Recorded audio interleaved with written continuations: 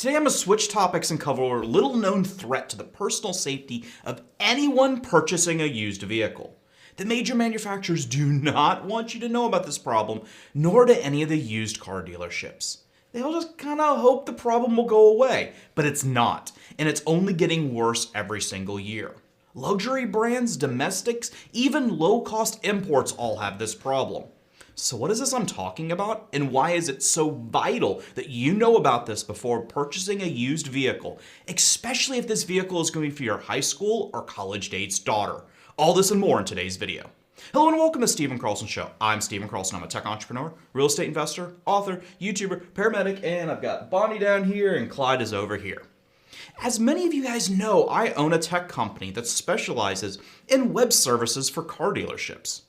So you probably would think it's a little strange for me to produce a video giving away a secret in the automotive industry that they don't want you to know. Well, the honest truth is this problem is much larger than any individual car dealership. It goes to the very core of how vehicles are designed, manufactured, and sold, and more importantly, resold within the United States. And this is where the problem lies. Thus, this is not really a problem with individual used car dealerships, but it's the manufacturers.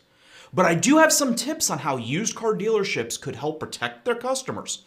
And additionally, in turn, they could make this a marketing campaign of how they care and protect their customers.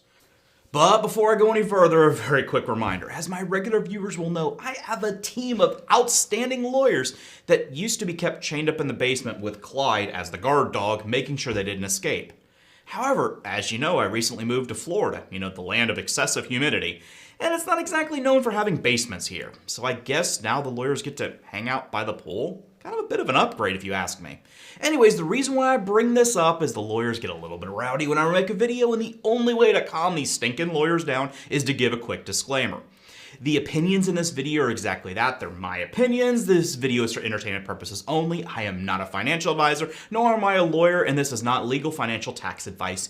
Basically, just don't sue me, bro. Also, while I have you here, don't forget to check out Webull, link down below. Deposit $100 and you will get 2 free stocks just for joining and opening your account. Help support the channel and I appreciate it. Of course, for those people that don't like stock investing, which whatever, it is what it is, you can check out the other pinned video below where you can get the equivalent of 40 free lottery tickets every single week without any risk. Okay, all the ads out of the way, let's get to today's video. I have wanted to trade in my daily drive vehicle for the past year or so and purchase a new one. However, I knew that I would be moving soon and I didn't want to pay the sales tax in 2 different states on the same vehicle. So I waited until after I moved and I headed to my local Mercedes-Benz dealership to trade in my 2017 Jaguar XE for a 2021 E350 Mercedes-Benz. Overall, the deal went pleasant. The dealership was very easy to work with. They gave me a pretty decent trade-in allowance on my previous vehicle, and they knocked a few grand off the purchase price. I want to make it clear, this video is not an attack on any specific dealership. This is an industry problem, not a dealership problem necessarily. The purchase details are really not that important here, but I do cover them so that you have an understanding of the next part of this video and the real reason why I made this video. While in the F&I, I agreed to, at a horribly inflated price, I'm sure, but anyways, I decided to pay for the dealership to tint the windows, and I scheduled the installation for about a week after my purchase. I left my old Jag at the dealership and drove home happy in my brand new Benz. Later that day, I received a push notification to my iPhone from the Jaguar app telling me the car was left unlocked. I thought that was kind of strange. Why am I still getting this? Oh well, maybe the dealership hadn't finalized the transfer of the vehicle yet. It was the weekend, so I figured what the heck. I let it go for a few more days. Then on Wednesday, I received a notification the car was unlocked and left unlocked. That's not good. I pulled up the app, which as you can see here, even a full 2 weeks later, I still have complete access over everything. I'm able to see exactly where this vehicle has been. There, somebody took it on a test drive on Thursday, April 29th. They took it at 13:38 and brought it back basically 10 minutes later. Another trip. Another trip. And another trip. As you can see, I still have access to this stuff almost 2 weeks later. Flash forward a few days, and I was at the dealership getting the window tint on my new vehicle, and I decided to pull up the Jag app again. And lo and behold, the push pin on the map was just at the end of the parking lot. With my iPhone in hand, I walked over through the lot. As I got closer, the blinking dot that represented my location got closer and closer to the red push pin that represented the car. As I approached, I snapped a quick photo of my previous vehicle sitting on the lot, just before a family approached and began looking at it. They appeared to be a husband, wife, and their young daughter. I'm presuming that it is a family structure. I didn't really stop and ask. Anyways, the young lady really didn't seem to be too interested in this car. Instead, she was more focused on the car next to it. But this still got me thinking. How long would a previous owner still have access to the GPS tracking of an old vehicle? I went back to the service counter and I spoke with the service rep, informing him I still had access to track the placement of this Jag. And his response was, "Oh yeah, that happens. You need to call Jag and disable that." I was taken aback. Do what? Excuse me? The previous owner is responsible for disabling the tracking? Seems a little, stupid and open for a lot of abuse. While, of course, in my case, I have no intentions of doing anything untoward, but let's just use this as an example. What if those parents had purchased that car for their daughter, and for whatever reason, they never attempted to install the iPhone app themselves? Let's presume they didn't know it was an option. Heck, when I purchased the car, I didn't even realize it was an option, and I own a tech company.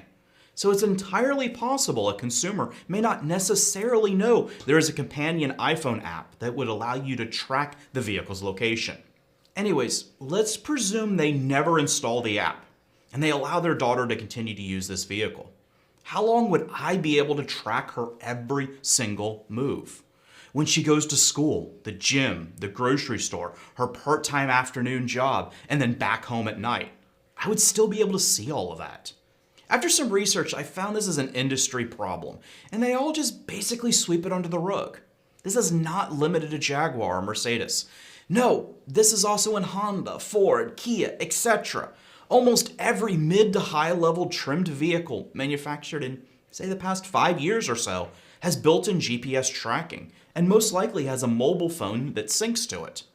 They claim that after the new person purchases the vehicle and activates GPS, the previous user can no longer access the tracking. But like I said a few minutes ago, what happens if the new owner never activates the app? Then in theory, the previous owner would still be able to track and partially control that vehicle, including the alarm, the windows, the locks, the trunk, etc.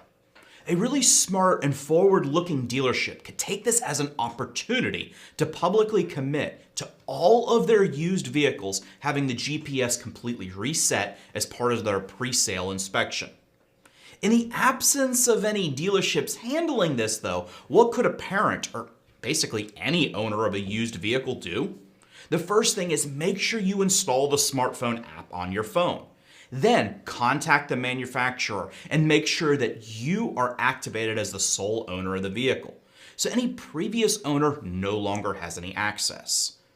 The privacy and security ramifications of this are massive. Yes, in this example, I said a teenage daughter or a college-age daughter, but any person, doesn't matter, male, female, whatever, do you want to be tracked by a previous person? Now, of course, it is almost impossible to predict when you sell your used vehicle and be able to determine what type of person's going to purchase the vehicle next. Might be a little old lady that buys the car because she likes a sports car. I don't know. But it does not matter. The previous owner should not have access to tracking the new owner's location and being able to control part of the car. That's just completely unacceptable. Why do the manufacturers not have some sort of system where it immediately transfers that ownership, or at least at a bare minimum cancels the previous ownership whenever a vehicle's traded in? When you're at a Mercedes dealership, you should be able to, we brought in a Jaguar, let's disable the Jaguar. Or, hey, we brought in a Ford, we brought in a Kia, we brought in a Honda. It doesn't matter what the manufacturer is. When you bring it to a dealership should have the ability to immediately disable the GPS of any other manufacturer's vehicles. Now, I wouldn't want them necessarily being able to activate it for a new person, because that opens it up for a lot of abuse. But there's not much of abuse in disabling the GPS access of the previous user. Anyways, this is just a little bit of information that I thought might be useful for you. I really hope it does make you think before purchasing your next used vehicle. Thank you very much for watching. Please make sure you click like and subscribe. Doing so really helps the YouTube algorithm. I appreciate it, as does Bonnie. And then I think Clyde's out by the pool. Lately, he's been trying to pull the little fish thermometer out of the pool, and I think that's probably what he's trying to do right now. Anyways, thank you, and I'll see you on the next one.